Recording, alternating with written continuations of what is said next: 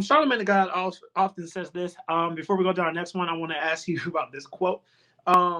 He says that the day and age that we live in now, we would have never allowed Malcolm Little to become Malcolm X.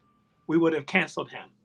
And he often says that when it comes to cancel culture, when it comes to the way we handle people who make mistakes. What do you feel about that quote? It's not true, because the reality is that we actually, in spite of the things that happened to Malcolm Little, he still became Malcolm X. Our community, the realities of people being canceled in a segregation country like America was back then, it was actually harder for Black people to actually have the abilities to have courage and be visible and stand out.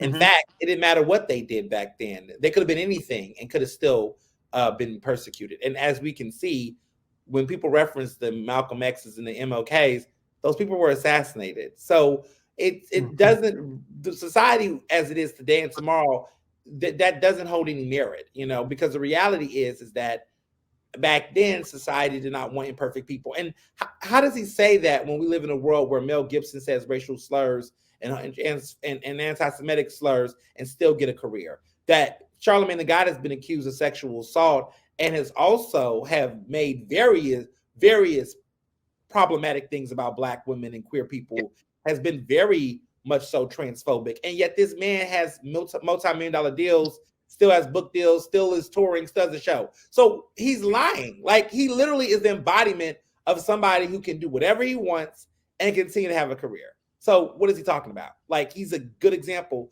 of a total jerk that's consistently being able to be platformed.